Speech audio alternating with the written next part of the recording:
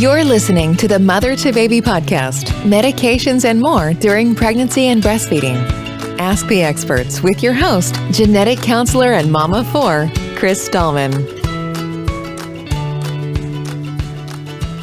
Welcome to another episode of the Mother to Baby podcast. My name is Chris Stallman, and I am a genetic counselor, a mother of four, and a teratogen information specialist. For those of you who don't know, a teratogen information specialist talks to people about exposures before pregnancy, during pregnancy, and also about exposures during breastfeeding. And an exposure can be anything. So it could be a medication, it could be alcohol, it could be a vaccine, or it could be something like lead. And actually, that's what we're going to talk about today. So we have a very special guest back with us on the podcast to talk about lead. It's Al Romeo. He is a registered nurse with a doctorate in health education, and he works as a teratogen counselor at the Utah Department of Health, which is also the MotherToBaby Utah program. He works to prevent birth defects and developmental delays, and to help parents and medical providers recognize developmental delays early so they can get the recommended care. Al, thank you so much for being back on the show. Thank you for having me back today. So how are you? How's it been? How's MotherToBaby Utah? MotherToBaby Utah is doing well. It's great being able to provide that information for those moms and families and providers out there that need that information. So yeah, we love getting those questions. And I bet you get some questions about lead, huh?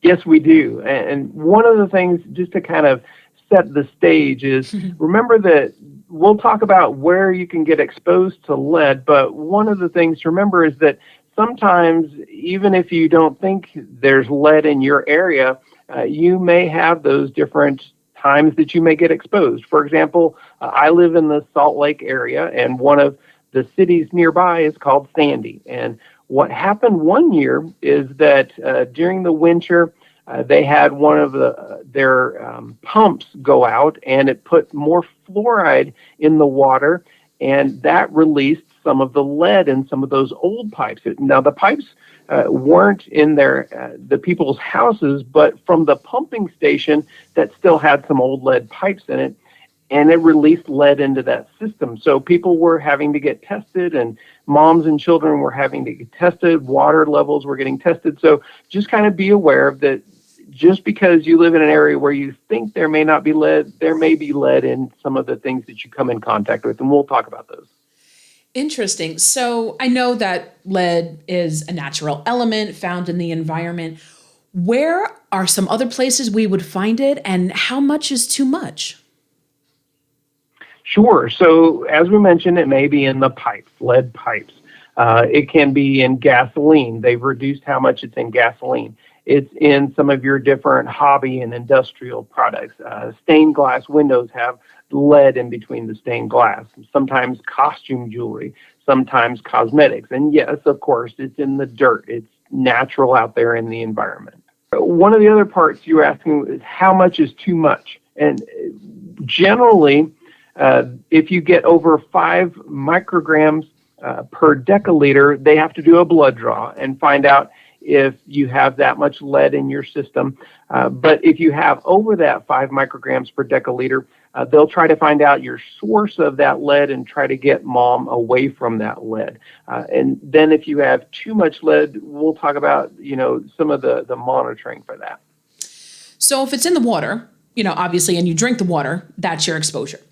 I remember a couple of years ago, we had a question from someone who worked at a shooting range, and they were a cleaner at the shooting range, and they had to sweep up and clean.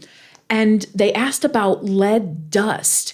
And I never thought about it in that capacity. I always thought, about lead paint and be careful with, taking off lead paint and sanding. But what about things like bullet exposures and lead dust in that way? Sure. So, yeah, one of the ways that you can get lead in your body is through the dust. Yes. And most of us have heard if you have houses before 1978, they might have lead paint in them. Don't sand those. Let the professionals take care of that lead in those. But yes, the lead can be in bullets. So if you're at the shooting range or if you make your own bullets, I had a neighbor when I was growing up that made their own bullets, you may be exposed to that lead dust. So yes, do some of those things to try to reduce your exposure to that. If you're working with it, on a regular basis, you can we're all used to wearing masks these days, so wear a mask to reduce it. If you're at a shooting range, probably not very much is in the air. If it's an outside range, it's getting blown away, but it may still be on your clothes.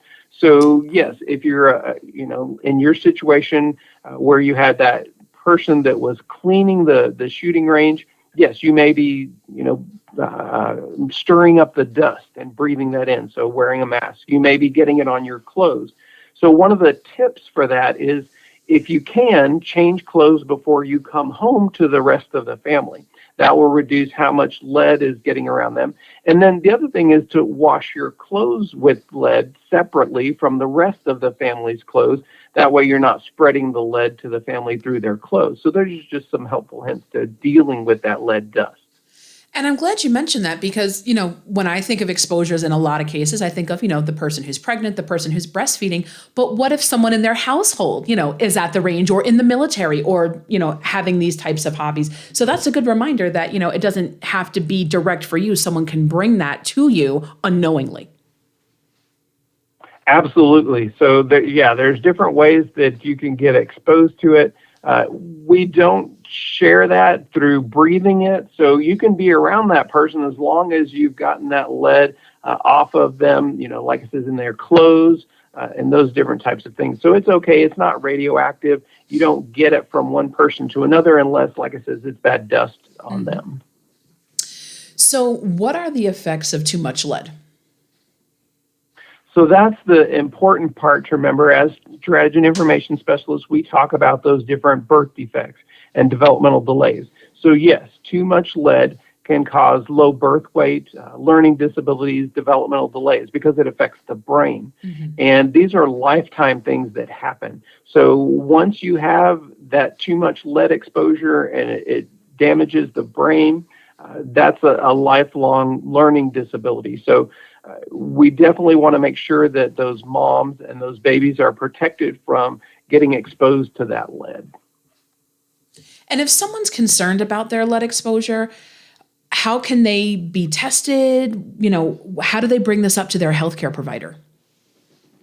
Sure. So one of the things to kind of keep in the back of your mind is that testing for lead isn't required for all moms, for all pregnancies, for all children. So if you think you might be exposed to lead, if you work in those different industries, if you have those different hobbies, you can ask your provider. Let them know what different types of lead exposures you think you've had and ask them for a blood test for lead, and they can check your level.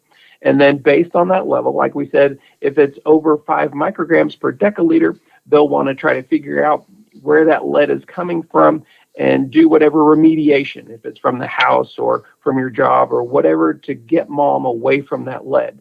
If it's over 40 micrograms per deciliter, it's not very common for that to happen, but sometimes it does happen. But if it's over that 40 micrograms per deciliter, then other experts and doctors will be involved in mom's care to figure out what treatment is best for her course during the pregnancy or while breastfeeding. So there's different levels and different things to do. And then there's a whole range of different steps within each of those levels. Your public health provider can help figure out some of those details. And there's different regulations about what to do. So talk to your healthcare provider. They can tap into those other resources to help you figure out what the next steps will be. Al, before we go, is there a final message that you'd like to leave the listeners with?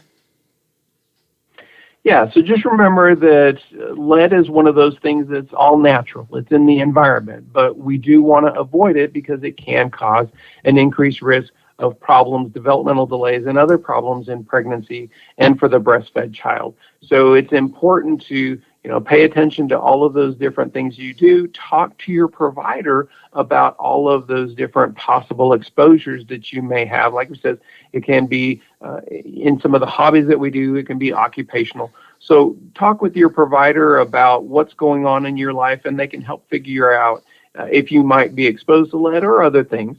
and find the best course for the pregnancy. So we want you to have the healthiest pregnancy possible and the healthiest baby possible.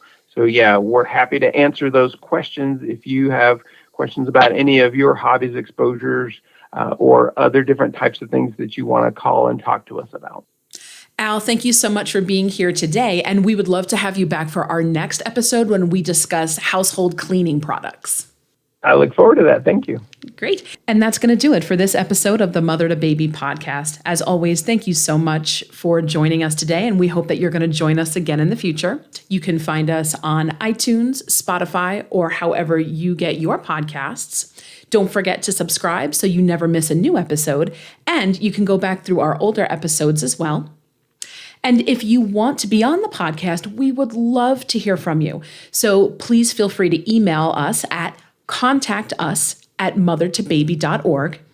And if you want to speak to a teratogen information specialist, we are here for that as well.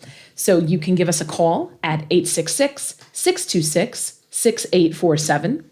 You can text us at 855-999-3525.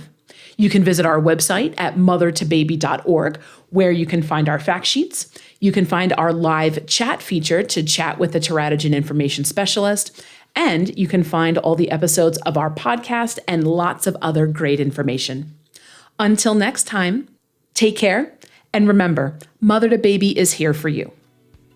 Mother to Baby is a service of the nonprofit organization of Teratology Information Specialists and supported by the Health Resources and Service Administration of the U.S. Department of Health and Human Services. It's made possible through generous donations from listeners like you. To learn more about Mother to Baby, please visit mothertobaby.org.